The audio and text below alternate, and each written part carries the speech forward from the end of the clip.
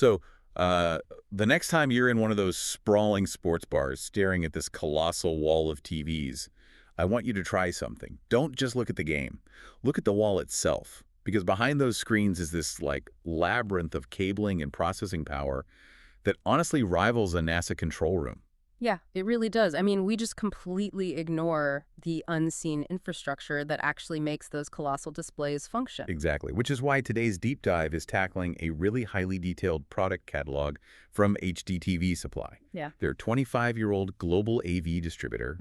We're, basically unpacking the staggering scale of professional audio-video infrastructure. Right, and to do that, we're using one specific piece of high-end equipment as our gateway. We're starting with the Epiphan EPI-ESP1899 EC20 PTZ camera. Which is quite a mouthful. Yeah, it is. But right away, we need to clarify that this isn't, the little webcam perched on top of your laptop. It boasts 4K resolution, a 20x optical zoom, and it's heavily utilized for professional lecture capture. And here's where it gets really interesting to me, because the specs list this absolute alphabet soup of outputs. It's like a linguistic polyglot. Yeah, totally. You have your standard HDMI, Yeah. right? But then you also have SDI, NDI, and Dante. Right, and to translate that for you, SDI is used for long-distance broadcast cabling. Yeah. Then NDI sends high-def video over standard computer networks. Oh, right. And Dante does the exact same thing, but for uncompressed audio. So it's designed to flawlessly speak like every professional AV language out there. But to actually use all those languages simultaneously without completely crashing a network,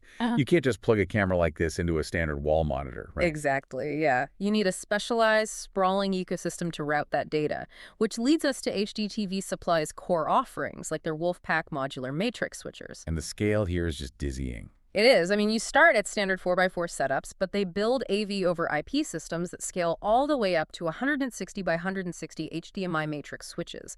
These are explicitly designed for something like a 160 TV sports bar. Wait, hold on. I gotta ask. Does any venue on Earth actually need 160 distinct TVs going at once?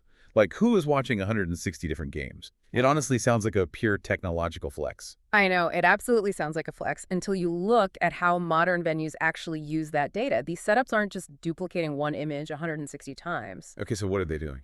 They're managing incredibly complex video walls.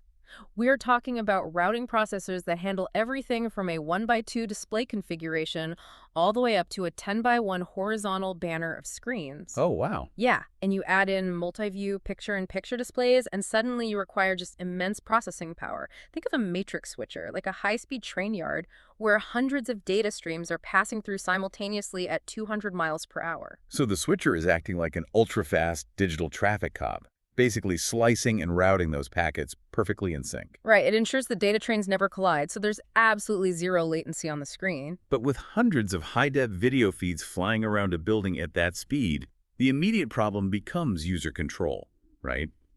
How do you stop this sprawling beast from just becoming digital chaos?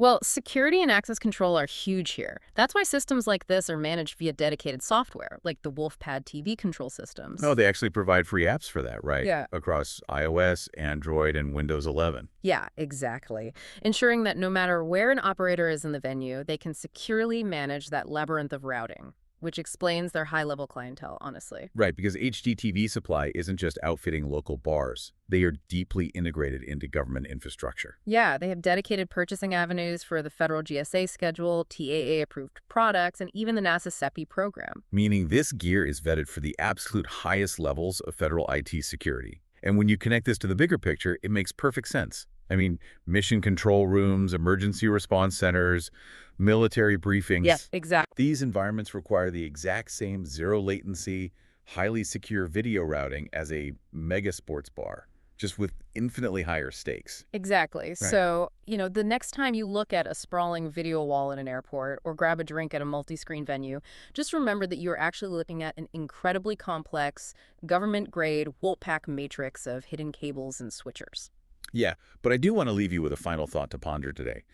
Deep in the source material, there was a section dedicated to 8K HDMI products. Oh, right. If our current 4K resolution already requires a 160 by 160 matrix switcher and just immense bandwidth to function, What happens to our public spaces and infrastructure when 8K becomes the baseline standard? It's going to be crazy. Are we going to need dedicated liquid-cooled server rooms just to handle the data for a local restaurant's video wall? Something to think about.